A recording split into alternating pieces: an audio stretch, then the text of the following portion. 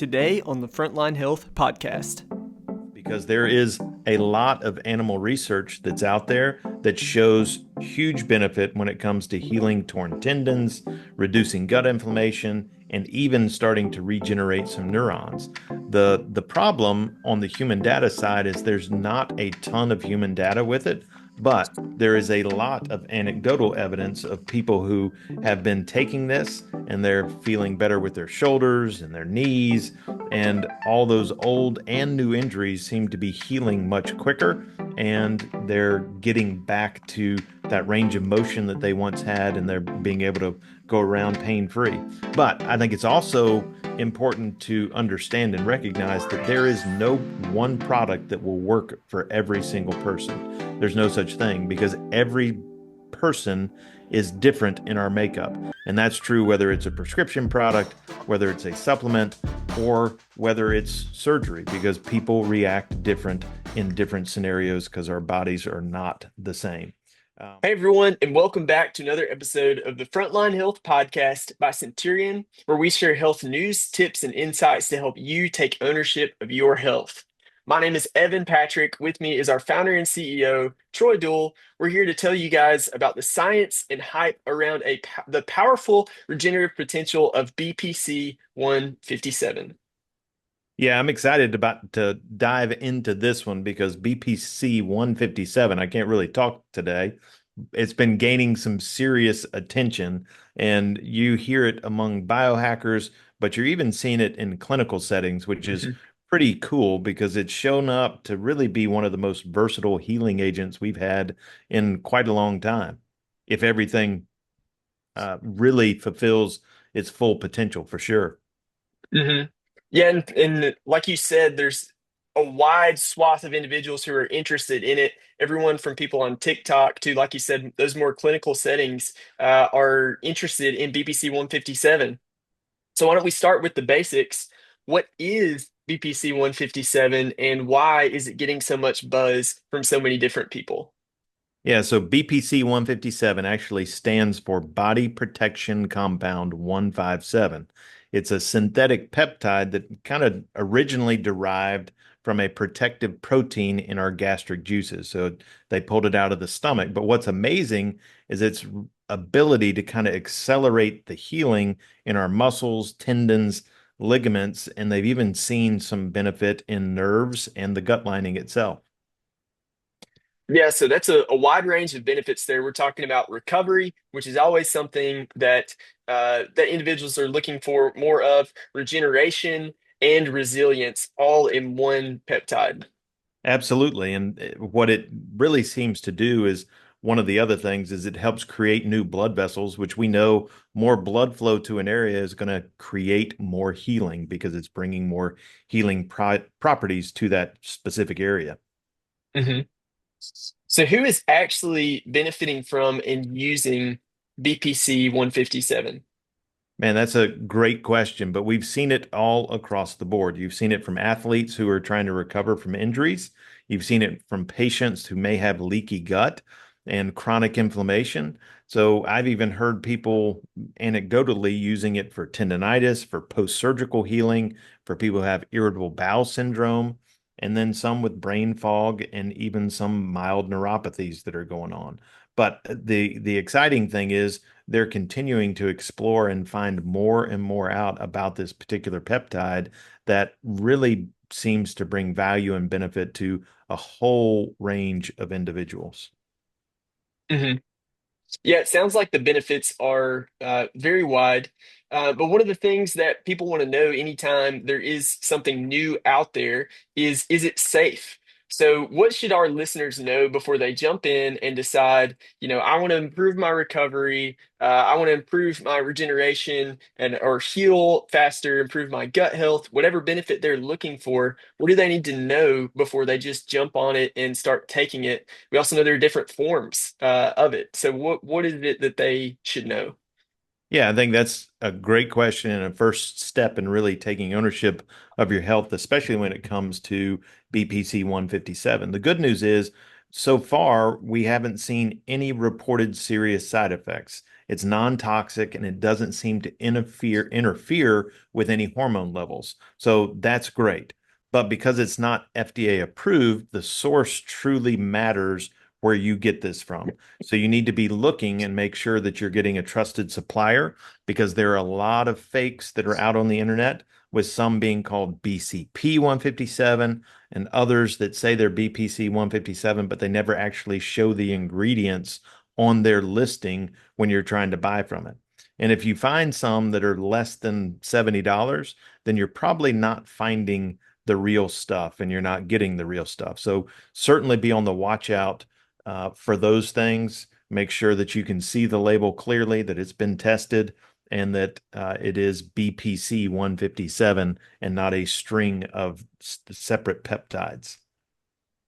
Yeah, and this is really challenging for people, I think, to discern, is this reputable or not? Because people make all kind of claims on the internet. Like you said, a good indication. A lot of the fakes we've seen out there is somebody selling a bottle for $20 or something like that.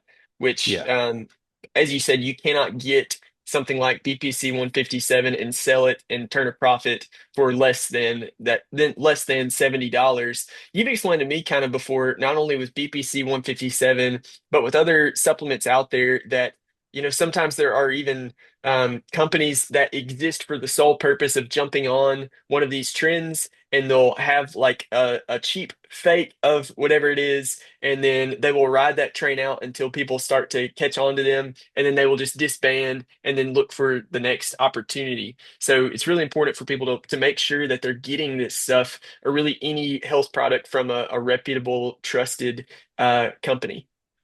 absolutely. And I think that's something that doesn't just happen in healthcare. My wife was talking about it this weekend. She had some lamps that she saw. She thought was a reputable website, and then all of a sudden found out that she can't return it because it wasn't the exact one that she ordered, and it didn't work out. So, but in this case, when you're talking about something that you're taking into your body, make sure that you're doing the due diligence to uh, get the right product, get the right amount, and make sure what's in it is actually in it and it's from a trusted source for sure. Mhm.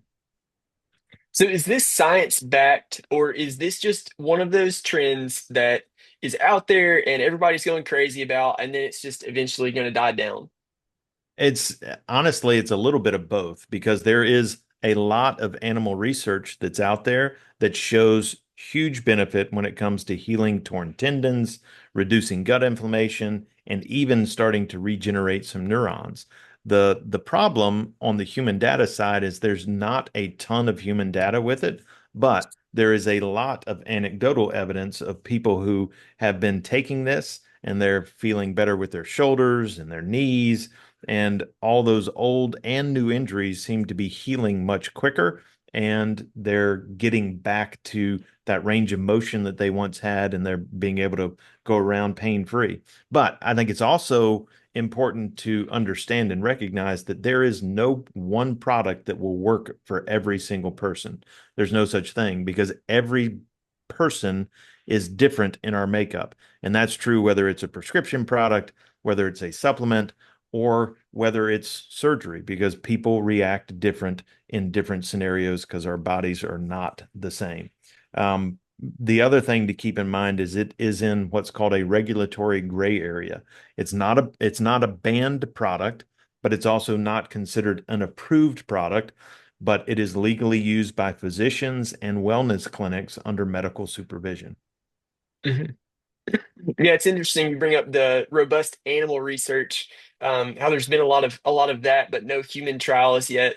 I was listening to another podcast. Our friend Dr. Jordan Vaughn was speaking on this podcast, and he was talking about how basically if a mammal is taking this, there's not usually that much difference that's going on in how the body is responding to it.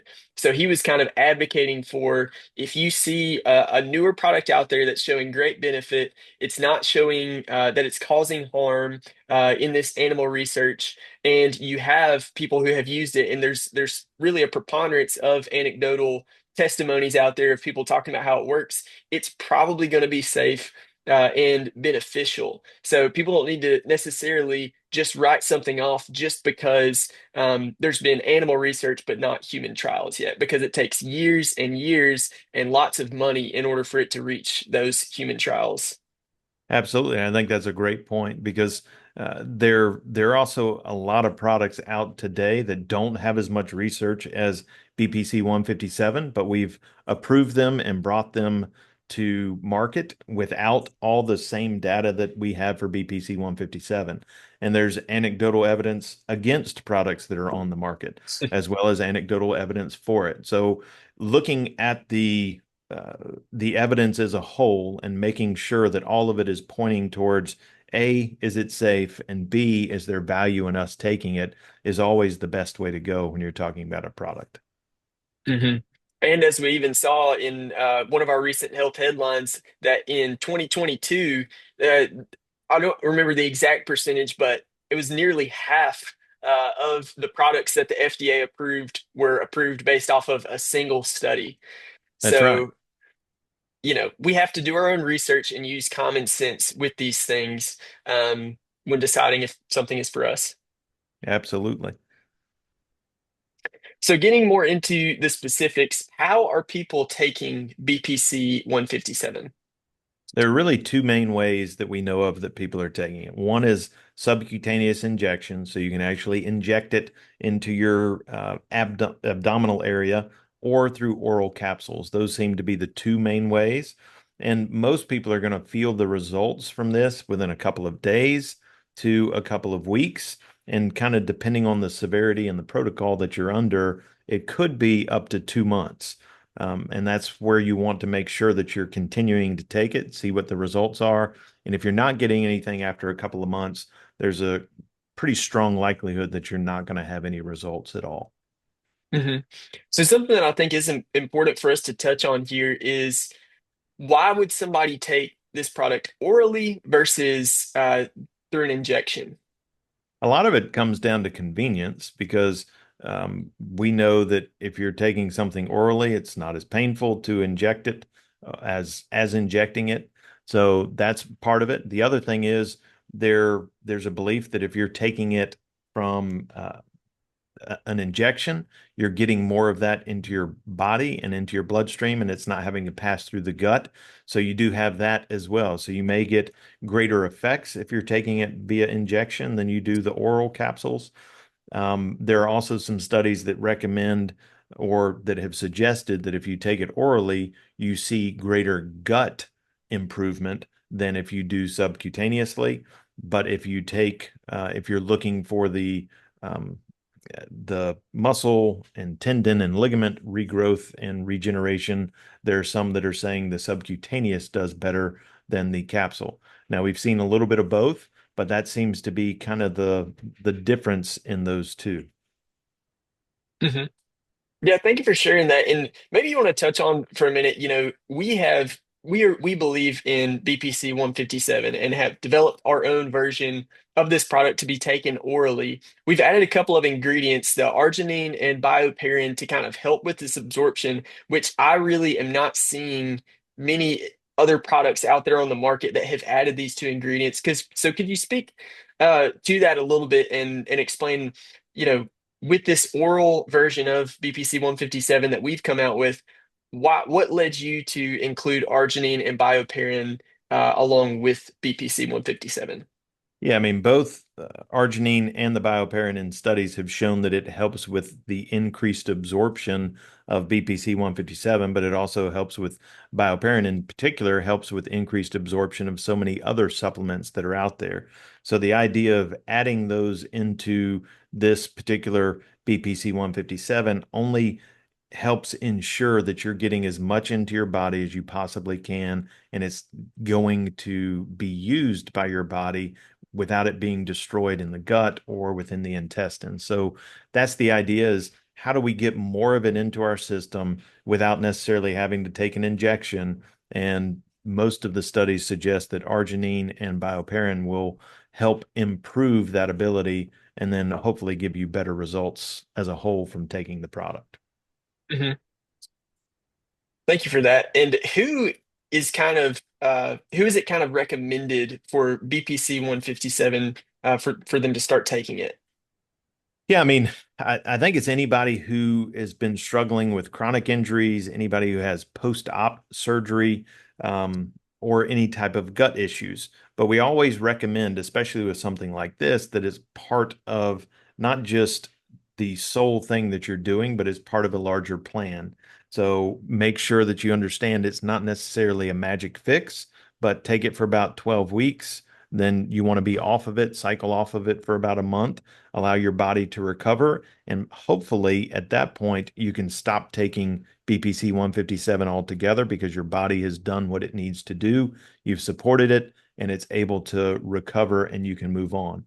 We do always recommend going to get that professional advice from a physician, typically a functional medicine physician or somebody who's familiar with BPC 157 because it's relatively new.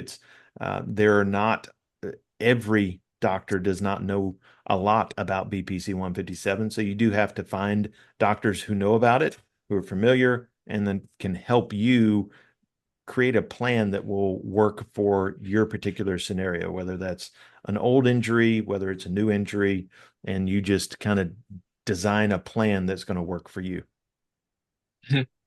So the bottom line, BPC 157 can be a powerful tool to help people with recovery, but only when used wisely.